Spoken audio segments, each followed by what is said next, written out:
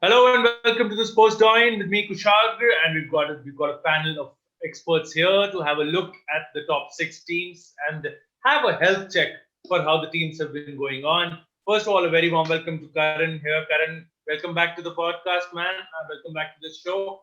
I know it's not in the best of times and best of spirits. Christmas cheer hasn't been present in North London as such.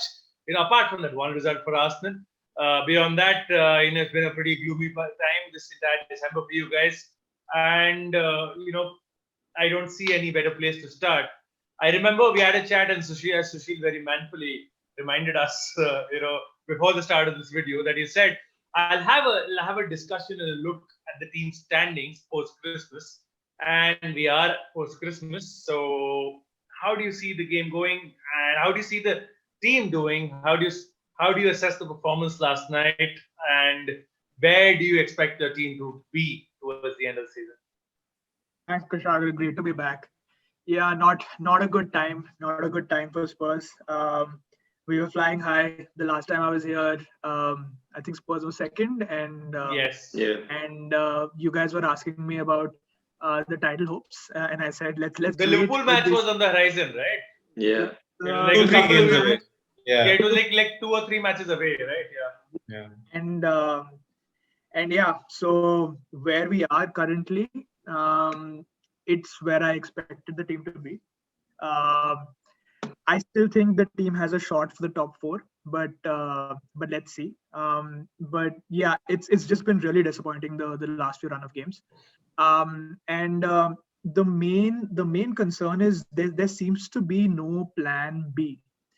Plan A is catch them on the counter, go up and defend, but one, the team is not being able to finish games, so they're not being able to score that second, third game to have that two cushion lead to actually sit back and relax. It's always tentative, and second is even the few goals that we've created, they've not been really great goals. They've been uh, in my view, a lot of them have been lucky breaks, and we managed to score. But every time Spurs have possession, every time Spurs are on the ball, there seems to be no idea of what the players want to do. If you go up to the flanks, whether it's Bale there, whether it's Doherty there, uh, the moment they see one guy ahead of him, they'll pass back, and then one of the centre backs is going to hit a long ball, and then you're just hoping and praying to get the second ball and do a few quick passes. So it's been quite disappointing. I think Mourinho really needs to figure out how to play in possession. I think out of Yeah. possession, Spurs are set out of possession. They will sit back. They will wait for the counter. But in possession, they actually seem to have no idea what to do.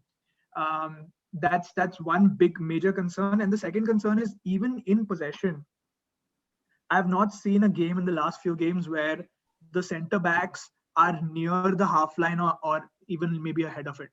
They're always somewhere between the half line and this first box, and it just results in these side passes. It results in long balls, um, and um, and the teams have figured it out. Like we did it against City, caught City, and then all the other teams knew that if this is the game plan, they will sit back. They're not going to give space. The moment that happens is this long ball philosophy. The direct philosophy does not work. So yeah, it's been a little disappointing.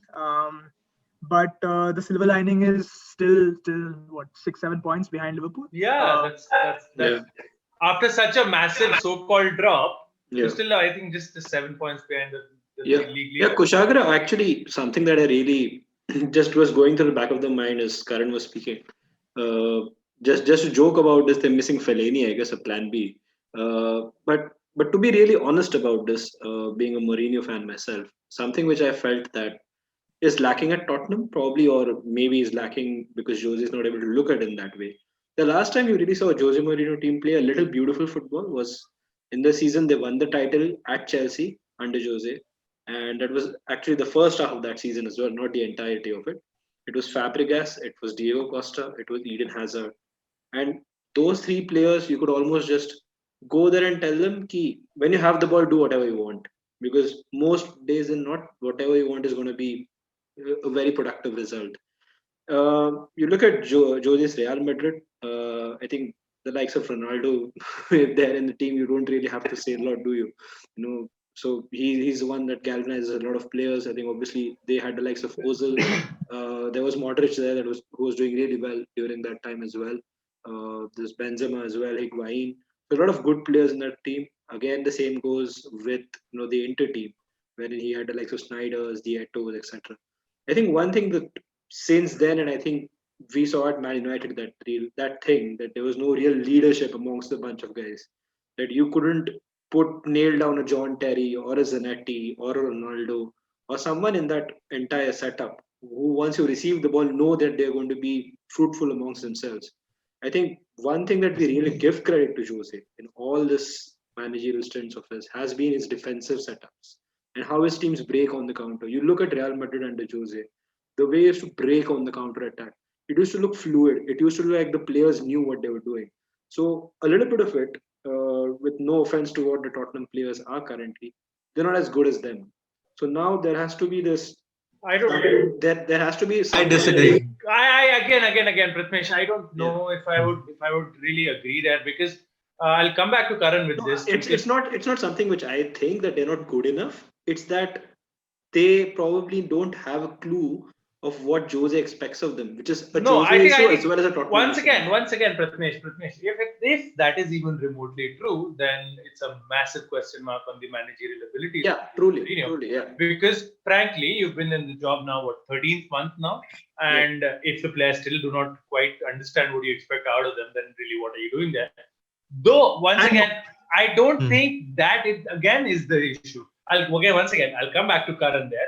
Karan, we've seen brilliant performances from Spurs, and you were mentioning that that just see how the season's derailed after those missed opportunities against Liverpool. And let's face it, let's call them that, because even though it was a clear game plan of sitting back, soaking up the Liverpool pressure, and choosing a moments to attack, which I feel once again there is nothing wrong in doing that if you're able to pull it off successfully.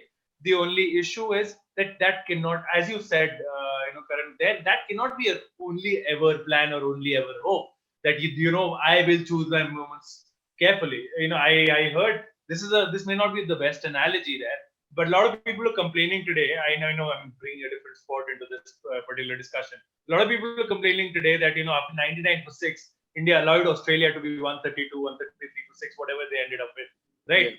The point is, वो लोग भी cricket खेलने आए हैं. They're not going to just give it to you on a plate, right? It's the same thing you're looking at here in football. They've also come here to win the game, right? You can pick and choose their moments, but what if they have 5 moments in the game? That is my question to you. Karan, do you think this particular style of play is sustainable still in today's game? Because, over and over, we have seen, and my flatmate in Mumbai is a massive Spurs fan. The day Spurs appointed him, I told him, enjoy the first 6 months. There'll never be anything like it. And that essentially is what Jose Mourinho is.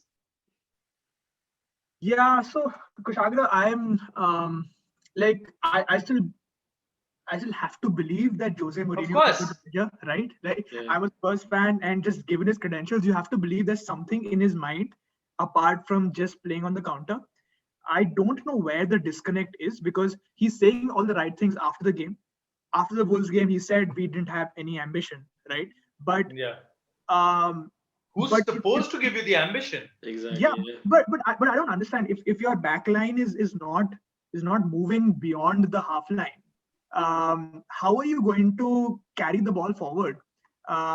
It's like the entire game. They only relied on Ndombele being able to quickly turn past players, pick a pass to really move the ball forward. There was no other player who was looking to pass forward apart from just like punt it up. And the moment they took him off, we conceded. And this has been a pattern throughout a lot of games. I was looking at the last few games whenever they substituted Ndombele off, and it's a good reason, right? Mourinho believes that he can't sustain 90 minutes, doesn't want to get him injured. He's an player, and we're seeing that now. He's a really important player. But you need something else. You need someone else to come in. Maybe then Sissoko was not the right option to substitute him. Maybe he should have. Maybe Lamela should have come in. Maybe Ali should have come in. Right? He made a mistake in the Carabao Cup. That's fine, but you need to give him another chance. He played. I thought he played reasonably well in the Carabao game. Yeah, again, don't you think like this?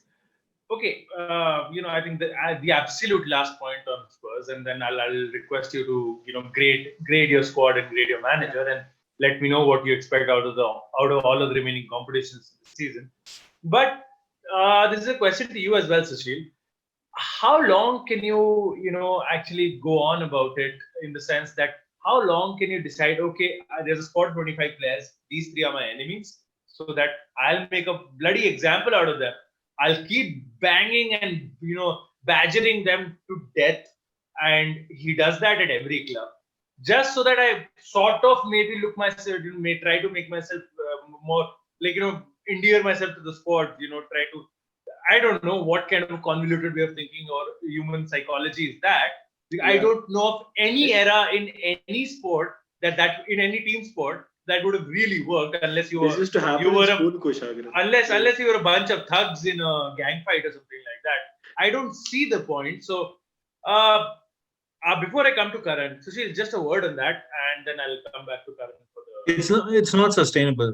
Like, you're right. I mean, how negativity eventually breeds more negativity, doesn't it? Yeah, and I think I'm not interested in the dressing room stuff. I think Karan's probably privy to more of that. But just looking at the on-pitch product, right? Spurs fans are a group of fans who are very, like a lot of other big teams. They care about playing the right kind of football, right? They care about making sure that they're watching entertaining football week in, week out. True. And people can put up with that for a while, as long as you're winning games. Yeah. But as soon as you stop winning games, it's sort of, it goes south really fast. So I think, look, Mourinho is a great coach. He obviously has a sell-by date at most clubs. I don't know if it's going to come any sooner at Spurs than it has at any of his previous employers. But I think this whole patch that's been going on for the last 2 or 3 games, it's temporary. I think first season Jose is usually his best version, or second season Jose, I guess. So I expect them to bounce back. I think the only thing that's I still think their squad is good enough to actually create a few jitters. More than good enough. I think they have a brilliant squad, and I think they have all the ingredients you need to do well in the Premier League. They have a guy who can score 30 goals a season. Don't you think they have 2 guys? They've got 2 guys who can score 30 goals. Don't you think? Yeah, I mean, and they have an aging but solid defense, especially with the wing backs they have. And their midfield is, energetic and is exactly the kind that does well in the Premier League. So I think they have the squad. They may not have the depth in the squad, which is of particular importance this season. But I think they definitely have the squad to see it through. And I think Jose will probably, bounce back from this. Yeah, just before moving coming back to one question. Pratmesh, if you could move on, maybe spend quite a long time on Spurs. I mean, you can give your question. Maybe Karan can answer it during the grading aspect of it. Yeah, please give us. So how long do you think Levy can deal with this? Right, this is the reason why he got Jose in, because he wanted Spurs to move those extra mile forward. Instead, you can see that there is a lot of negativity that's coming amongst the fans in the first place, who he apparently cares a lot about. So how do you deal with this now, and then just grade it into the team? See, that's a good question, and I think Sushil hit the nail on the head when he talked about the style of play, right? Like, as long as we were winning, as long as we were being able to grind out the results, I was fine. In the last few games, it's just been really, really frustrating and irritating to watch the team play the way they have, right? So I think Jose will figure it out. He has to. He quite simply has to. And I think there will be some kind of change in the philosophy, in the mentality that should solve these issues. In terms of my thoughts on the squad, so again, I agree. I think Spurs has a great squad this season. Um, the one player that I thought would have shown up by now who hasn't is Bale, and I'm not really sure if he will, because it's been a while. I think it's evident now he doesn't have the runs in him. Um, I think he still has the magic in him in terms of maybe cutting in and like scoring a crazy goal, but he's still not there yet. Even his fitness is still not there yet. So let's hope in the second half of the season, by say game 19, he's fully fit and fully functional to really contribute. So, like, how do I rate the squad? Should I rate it on a scale of 10? Like, what do you? Yeah, I mean, it's. I think we'll keep that open. Yeah, give them a rating on 10. I think that would be So, good. so I would rate the squad an 8, and I'd cut away a few points because of the depth. I think could have used a few more squad players to really help with the depth, especially with Europa, Carabao, and the FA Cup coming in. So that's for the squad. In terms of the league, I think realistically, top 4 is where we need to be. And Pratmesh, to your question, I think Levy is going to be fine as long as Spurs qualify for the Champions League and he's getting. Yeah, I think and he's going to give him the entire season because there is the Europa League that he can win as well. Yeah. So yeah. So that's my expectation for the league. I Europa think we League? have a shot at Carabao. I think Spurs have a great shot at Carabao. Playing Brentford in the semi-finals should go through to the finals, and then Jose has to be Jose and like win in the final, right? Jose doesn't lose finals, so at least that's what he claims. So let's see. Let's hope for that. Yeah, Ole is coming for that, by the way. Oh, come on, man. We'll talk about enough about United in the next one. But yeah, so and Europa League, correct? And Europa, yeah, strong contenders in the Europa League. I think the round of 32 fixture is also reasonable. I forgot the name of the team we're playing. But yeah, That's Europa League for you, my friend. I know, unfortunately, but I don't care if we win. So let's see. Yeah, so maybe a couple of trophies at max. Hopefully the Carabao and top 4 this season. But it's been a crazy season so far. So you never know, right? All right. So let's see. FYI, the name of the Europa League opponents is Wolfsburg, but this is not the German Wolfsburg. This is It's the Austrian. Wolfsburg. It's Wolfsburger. It's Wolfsburger. SC. It's It's Wolfsburger SC. Yeah. So, from contenders for the Europa League to a club that should ideally have been a contender for the Premier League, who probably the Boxing Day weekend, it was the best weekend for them as compared to every other big club. Sujil, how have you seen Man City this season? And just a quick roundup on their performance over the first 14 games, because they are one game behind. They do have a game in hand. Yeah. So I think with Manchester City, it's a little peculiar because they had a very lukewarm start to the league. If you look at their record so far, they've won 7 games, drawn 5, lost 2. I like how Sushil says lukewarm. Like that's the perfect way to mention that thing. Yeah.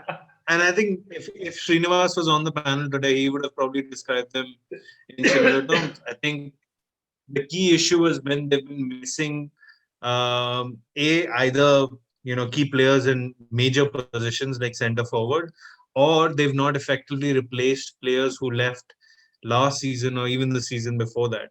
And so what's happened in their case is, although they've shown flashes of brilliance in certain games, they've not really been consistent about it, which has also been an issue with Liverpool that will come to later. I think the major issue with City season actually happened just a few hours ago, which is they've had a couple of. So initially they had a couple of COVID-19 cases confirmed, and now apparently it's much worse than what was expected earlier. Their match against Everton's been cancelled. We were discussing earlier how COVID's not just 2 weeks of quarantine. There's a huge recovery in terms of getting back to fitness. Sushil, I would say Sadio Mane, even though he scored last night, he's still suffering. Yeah, Yeah, he probably does, and you won't find out these things till much later. Yeah. But the point being that in City's case, I think this is one of those things that can become a huge blip in the season. Where you have to start postponing games, and then they all get bunched up together towards the latter half of the season. I think that'll really complicate things for them, particularly for a club that's still in the Champions League and has Yeah. ambitions to Is win. he? Is So he? Aren't they in all competitions? They are, right? They're in the I think League they are in Cup. all Yet to competitions. play Yeah, FA Cup and yeah, Champions League League. Yeah. yeah, Wow. and effectively they can't play any games for the next 2 weeks. Yeah. So that's a major issue for them, and I think that'll probably be a season-defining moment. So it's still too early because we literally found out an hour ago. So it's still too early to know how things will shape up. Overall, you want us to rank them out of 10. I wish Srinivas was here. He would do a better job since he sees them play day in day out. But what I'd say is, based on how the games I've seen this season, which is maybe 3 or 4, I'd rate them maybe 6 or 7 based on the lofty standards that Manchester City have shown over the last 3 or 4 seasons. And the key reason would be that I feel like a lot of players have lost the drive. Obviously, there've been departures from the club, but even the players who are supposed to be, stalwarts in the squad, like yeah, Kevin De Bruyne, has actually been brilliant. He's been really good this season too. But people like Raheem Sterling, you know, um, in midfield, Bernardo Silva. I think Gundogan's been decent, but all these players haven't really hit the same heights. Yeah, they haven't. And Yes. the only bright spot I'd say in their squad so far has been the John Stones Ruben Diaz partnership. I think that's yeah. That's been blossomed pretty really Yeah. good. well. Yeah, Obviously, Liverpool has suffered because of that. But yeah, I think that would be my assessment of the squad, 6 or 7. In terms of expectations for the season, I think they'll end up finishing in the top 4. Though I'm not really sure if they'll be, second or third or fourth or first. But I There's think still they'll. some lofty ambitions for the club, aren't they've not been in Yeah. the top four all season, bro. yeah. And as usual, Manchester City are the bookies' favorite to win the Champions League again for like the fifth No, no, season. they're the very knowledgeable ESPN pundits put them as the favorites to win the Champions Yeah, League. not just them. Apparently, even the betting markets think they're the favorites Yeah, again. So because Have Bayern Munich pulled out or something, or have I missed something? buy in a second. Buy in a it's like, second. yeah, Oh, because it's greater odds. Like English people like betting more. I don't know. Yeah, I I don't know mean, who was the guy who said this. I remember. actually, Prathamesh, your point Yeah, makes absolute sense. yeah. So English Just, people yeah, but I like don't know why they just, end up just for our betting on viewers, something. just for our Uh-huh. viewers, I'm not promoting this because they'll have a strike against the channel if I do.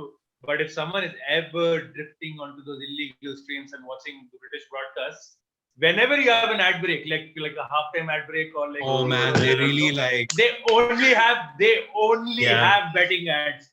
Only everything is betting from animated dogs to real dogs. Everyone's betting. yeah. So Kushagra, the thing that I think Sushil describes it is lukewarm season pretty well. But one thing which I really wanted to add is it obviously helps to do a few basic things right. Like at left back, you want a left-footed left back who understands what his left back position is first. I don't think that is the issue with Kyle I think, Walker. can I just add before Prathamesh Yeah, continues yeah, that yeah. Prathamesh and Anurag have a very archaic view of football? Please continue. No, no. I think. And you can tell Anurag I said that about him Yeah, later. yeah. I think he's gonna find out when he's editing the video anyway. Yeah. But point being that I know this might sound very Oh, God, old school, lovely. old fashioned, or negative or whatever. But Big Sam proponents. yeah, but the reason I I admire won't interrupt you. the reason I Yeah. admire Andy Robertson, the reason I admire Andy Robertson for your example, Sushil, is because he is so complete as a fullback. He understands what his defensive positions need to be. It's not just his recovery, it's Cannot not just his argue there, tackles. yeah. So that is something that he has a lot in him. He understands the art of defending, as you might say. And then going forward, he's an absolute top class player. I think that's something that obviously City are missing. City are missing because I think João Cancelo, no matter how much you try to pull him as a left back, he ends up drifting a little bit, in like that left It's a little back. unfair on him as Yeah, well, yeah, because they should keep yeah. playing him as a left back. He keeps on becoming a central midfielder in some ways or the other. It just doesn't suit him. Obviously, Benjamin Mendy's fitness is a huge question mark, but then again, his defensive positioning is again a huge question mark. They have Nathan Ake, who they don't seem to use at left back, who's done pretty well for the Dutch national team at left back. So I think that's something that they might look forward to, or probably that something that they can explore. That's the only thing that I wanted to add on City, and I would agree with Sushil's, the lofty standards that Pep Guardiola himself has. The players haven't lived up to the billing. Especially disappointed with Raheem Sterling because Sterling has been one of the top performers not just for City but in the Premier League in the last 3 or 4 years. So that's a Yeah. little shocking that he hasn't really lived up to the bill. So a 6 or 7 for me as well, but I don't see them ending as contenders either. I probably think they would be somewhere around the third spot or the fourth spot because I think the COVID is going to hit them really badly now because Alright. we have seen from our example how players get really, really mentally and physically distorted. This Guys, thing which is but I think that we shouldn't count City out. Like at the end of the day, they have one game in hand. They win it. They're 3 points off Liverpool. yeah, Right. but So that's an hypothetical game in hand which you have to win, right? So that's the biggest So thing. so I don't know. I don't know. You can And make your that's Aston Villa. judgments. You That's can make your Aston Villa. It's judgments not going to here. be a walk in the park. It's Aston Villa. I Man, know, but okay. even if you I look at can't their say defense, anything. right? Their defense Beat has them, been then you can reasonable. say everything. Yeah. Sorry, Karan. Yeah, carry on. No, I'm saying that defense has been reasonable. They've like conceded like 12 goals. They've not just been able to score. They've been As the soon best as defense in the league, bro. Yeah. yeah, Best defense. Who would as have thought? as soon as they can figure that out, and maybe Aguero right comes back into his gears. He's just come back, but he's still kind of rusty. You never know. So I Karan, don't think I, we should. I agree with every point that you made here, except for the Aguero one, because I've been waiting for Aguero to come back into Steam for like 3 years now. So every time I hope that he's coming back into Steam, he comes back into my FPL team, he's out for 3 months. So it's been a bad experience in that sense. Coming back to Sushil now, Sushil, of course, Yeah. from City we have got only one club to go to, and we can only go up, right, in the table. And we're talking about the defending champions. But once again, regardless of the result against West Brom, Liverpool continue to be top. They shall remain top regardless of anything and everything that may happen over the rest of 2020, as far as I can see. So that means Liverpool end the year top of the table, which is fantastic for Liverpool because point one, Liverpool are also in three competitions as we speak. Point two, they've got no fixture pile up in the sense of COVID related fixture pile up. That's Yeah. good up until now. Let's hope that carries on. We don't want any team to go through or you to go through that scenario. And point three, you've got a lot of important players coming back in the second half of this second Yep. half of the season. So basically, the last quarter of the season, you'll have a lot of very good players coming back. So if you look at One yeah. if you actually count all the factors, make all the additions and subtractions, you actually see you're going to end up with a pretty fat wallet there. Man, I know Sushil doesn't want me to interrupt when he starts talking, so I'm just going to add a couple of No, go ahead. appreciations before he starts talking because that's something which I noticed yesterday and even before that. I think I know this sounds very far fetched, but I think Fabinho has made sure that Virgil van Dijk's not massively missed in that team, which is a huge credit to him and to the Yeah, way I agree. Liverpool have set up. And as I mentioned before, Andy Robertson, but I wanted to mention Firmino because I am one of those person rather who support striker is not someone who I really look forward to, right? But a striker, you have certain ethos about how you want the striker to be. But I think the role which Firmino is playing right now in this team, considering 1 week he doesn't have Mane along with him, 1 week he doesn't have Salah, 1 week he doesn't have probably someone in midfield. I think he's able to gel that entire structure pretty well. And I think those two things I really wanted to point out, which Liverpool are doing pretty well. That's why they are on the top. All right. So hey, Yeah, so I think the two things you could have probably asked for when the season started off, what would your expectations be by the time it's December? It's like qualify for the Champions League round of 16 Yeah. and try to be as high up the table as we could be. And I think we've done well on both those fronts. I think obviously the injury issues have been well publicized, but I think we're now not to jinx it, but we're past the worst phase Yeah. of that. I think that November was probably the worst injury crisis to hit the club in a decade. I'm Yeah. glad that part of the season is over. I think in terms of what you were saying, Kushagra, about key players coming back, like I said, there's one guy I'm looking forward to, and that's Thiago. Yeah, man. One of the best midfielders in the world. We barely got to see 2 hours of him playing. Yeah. I really want to see him back. And just since you brought up West Brom earlier, yesterday's game is exactly the kind of game where he would have unlocked things. Yeah. I know the front three weren't on form, although Mane's goal was very well taken.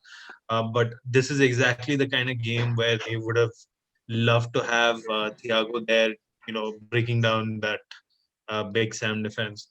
So it's good he's coming back. I think the expectations moving forward will be this season, at least in the Premier League, is turning out to be very dissimilar from the last 2 seasons or last 3 seasons, I guess, where you have people hitting 95 plus points. I don't think that's going to happen this season.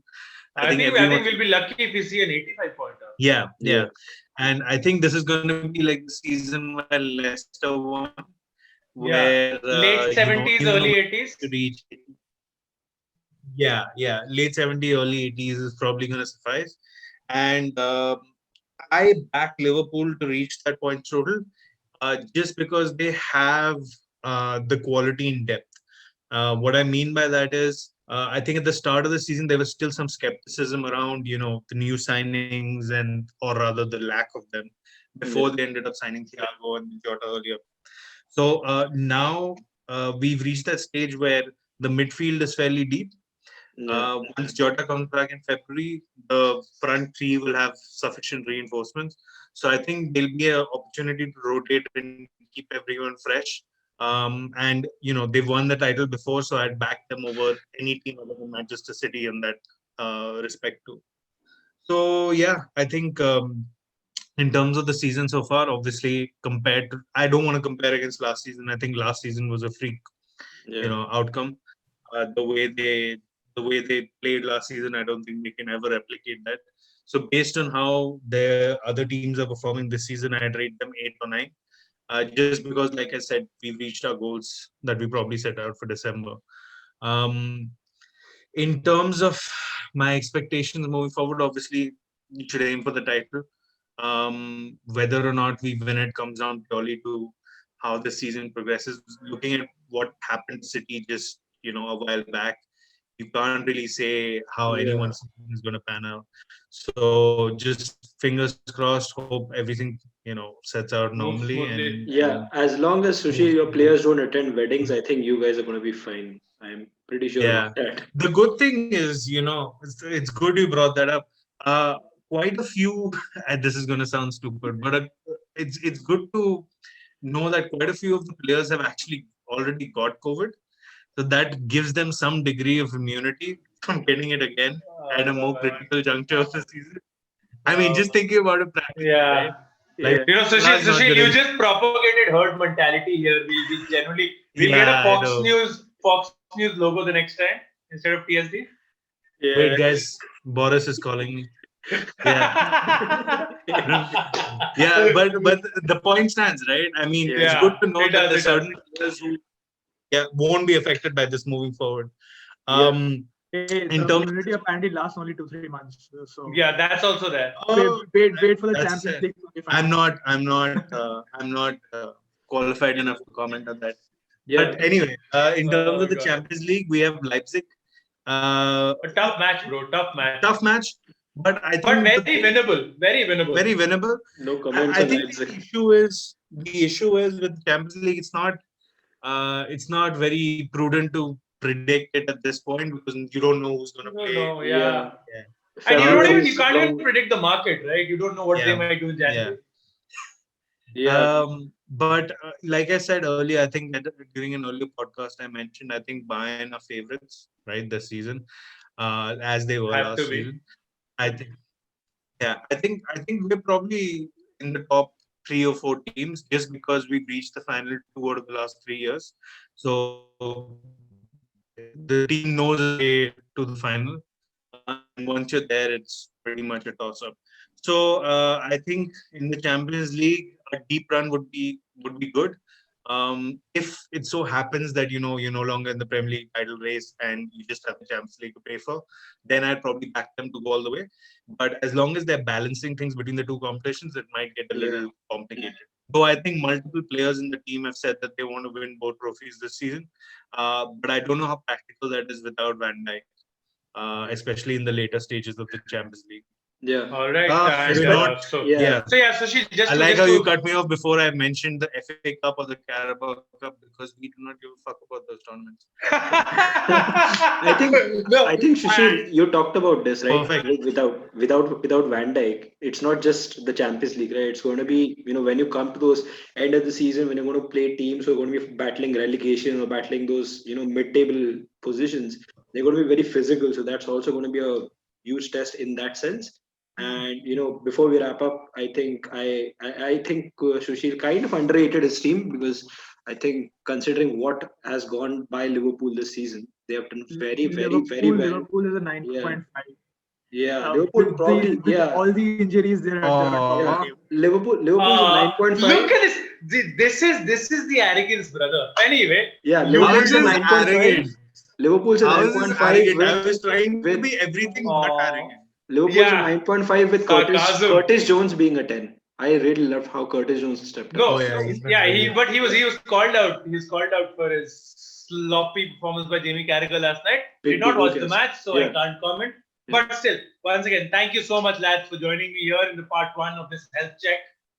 For the Premier League top 6. We'll gather again, hopefully around the second week of January to take a look at the fixtures that are going to come up later. So do join me there. Do let me know and do let us all know what you feel as far as the people in the comments are concerned. Do make your predictions for the 3 clubs, that is Spurs, City and Liverpool. Where do you think those guys will finish? Where do you think those guys are currently placed to reach? And we'll see you soon.